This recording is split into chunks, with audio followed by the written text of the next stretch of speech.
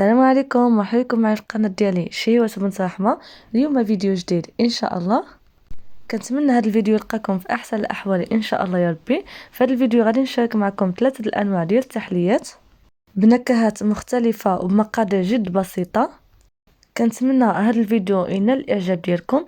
قبل كلشي كنبغي نقول لكم رمضان مبارك سعيد، الله يدخلوا عليكم الصحة والسلامة وباش ما كتمناو ان شاء الله يا ربي. بالنسبه للتحليه الاولى غادي نعدلها معكم بالمذاق ديال لافوكا. بالنسبه للنكهات كتبقى على حسب الرغبه ديال كل واحد وعلى حسب شنو عندك في الدار. وبالنسبه للتحليه الثانيه غادي نعدلها معكم بالمذاق ديال الفراوله، والتحليه الثالثه بالمذاق ديال الكراميل. دابا خليكم مع الفيديو، المقادير وطريقه التحضير. اول حاجه في واحد الكاسونه غادي نعمل واحد بيضه، غادي نعمل رشه ملح، وغادي نضيف كيس فاني. غادي نضيف 3 ملاعق كبيرة ديال السكر. بالنسبة للسكر كيبقى على حسب الذوق. غادي نخلط جميع المكونات حتى كيصبح الشكل ديالو بهذا الشكل هذا. دابا غادي نضيف الدقيق الابيض، غادي نستعمل 3 ملاعق ديال الدقيق الابيض. تقدروا تعوضوه طبعا بمايزينا او النشا. غادي نخلط مزيان وغادي نضيف الحليب. بالنسبة للحليب استعملت نصف لتر.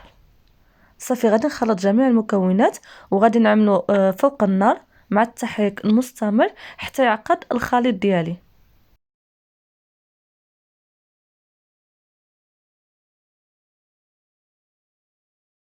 صافي من بعد ما عقد الخليط كيكون بهذا الشكل هذا. بالنسبه للخليط ملي كيكون فوق البوطه ما كنوقفوش التحريك نهائيا حتى كيصبح بهذا الشكل هذا كيف ما كتشوفوا معايا. صافي دابا غادي نجيب واحد الاناء اللي غلفته ببلاستيك غذائي او السلوفان، وغادي نفرغ الخليط ديالي.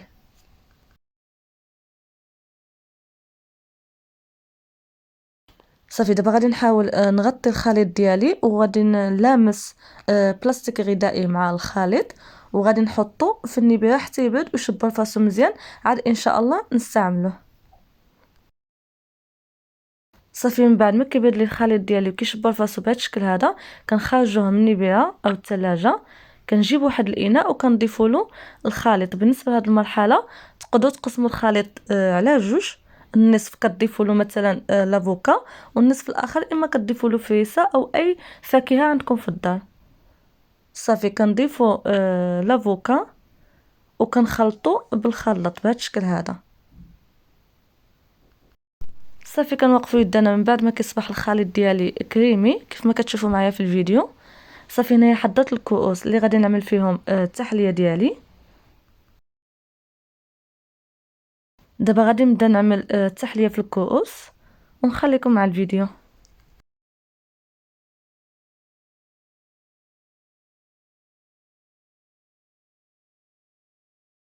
بالنسبه للتزيين كيبقى اختياري، انا زينته بشويه ديال البيستاش ونتوما كتزينوا على حسب الرغبه ديال كل واحد.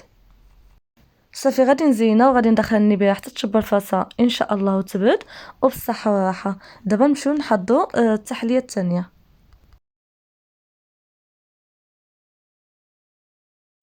غادي نجيبوا واحد كاسونه، غادي نضيفوا نصف لتر ديال الحليب،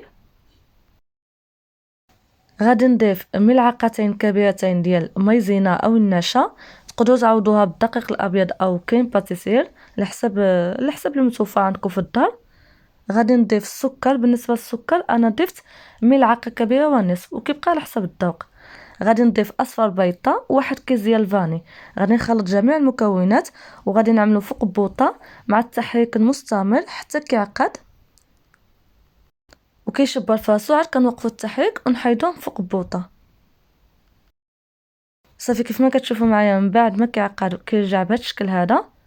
دابا غادي نضيف له ملعقه صغيره ديال الزبده وغادي نحرك.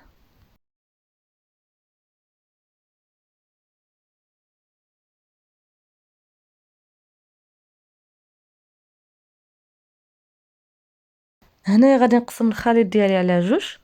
النصف الاول غادي نخليه كيف ما هو، والنصف الثاني غادي نضيف له دانون ديال فريسه. بالنسبه للنكهه كتضيفوا اي نكهه بغيتو. انا هنا فضلت انني نضيف دانون ديال فريسه، وغادي نضيف شويه ديال الملون باش يعطيني الكولور ديال فريسه وصافي. صافي كيصبح بهذا الشكل هذا. دابا غادي نجيب الكؤوس اللي غادي نعمل فيهم التحليه ديالي. غادي نضيف ملعقتين كبيرتين ديال الخليط الاول اللي خليته كيف ما هو.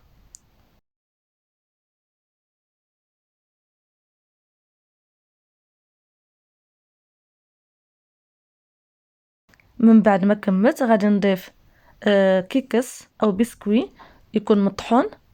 غادي نضيف ملعقه كبيره.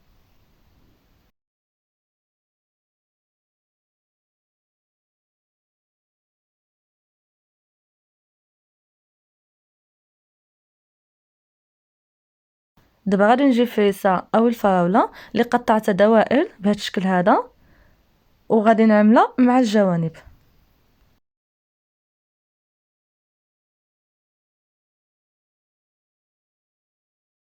من بعد ما كملت كنضيف نصف الخليط الثاني اللي ضفت له دانون ديال الفريسه.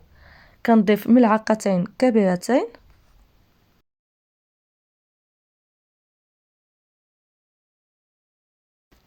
صافي هنايا كنوش القليل من البسكوي اللي طحنته. وبالنسبه للتزيين كيبقى على حسب الرغبه.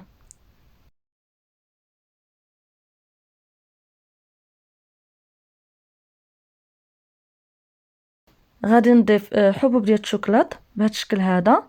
كيف ما قلت لكم بالنسبه للتزيين كيبقى على حسب الرغبه. دابا نمشيو نحضروا التحليه الثالثه ان شاء الله. بالنسبه للتحليه الثالثه نفس المكونات ديال التحليه الثانيه، غير في عوض ما نضيف دانون ديال الفريسه ضفت دانون ديال الكراميل. صافي كيصبح الخليط ديالي بهذا الشكل هذا. دابا غادي نجيب الكؤوس اللي غادي نحضر فيهم التحليه. كنضيف ملعقتين كبيرتين ديال الخليط الاول اللي خليته كيف ما هو. غادي نضيف ملعقه كبيره ديال بسكوي مطحون في كل كاس.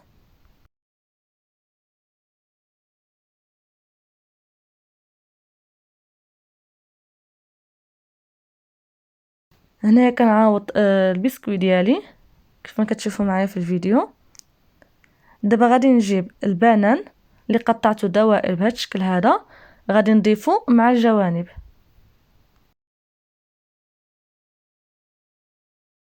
وفي الوسط كنضيف طيفه صغارين ديال البنان بهذا الشكل هذا. بالنسبه للتزيين او الفواكه كتبقى على حسب اللي عندك في الدار. صافي من بعد ما كملت كنضيف ملعقتين كبيرتين ديال نصف خليط ثاني اللي ضفت له الضن ديال الكراميل.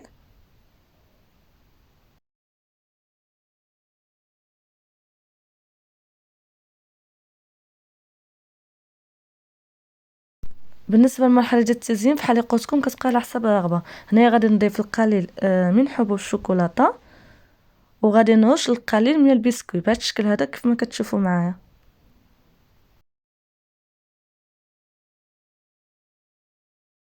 وهنايا كنكون وصلنا للنهايه ديال الفيديو. كيكون هذا هو الشكل النهائي ديال التحليات اللي حضرت معكم بالثلاثه. تقدروا تحضروا من السحور كيجيو لذاذين بمكونات جد بسيطه ومذاق كيحمق. كنتمنى ان شاء الله ينال الاعجاب ديالكم. الى عجبكم الفيديو ما تنساوش تخليو لي لايك وتشتركوا في القناه وتضغطوا على زر الجرس باش يوصلكم كل جديد ديالي ان شاء الله. دابا خليكم مع فيديو جديد ان شاء الله. السلام عليكم.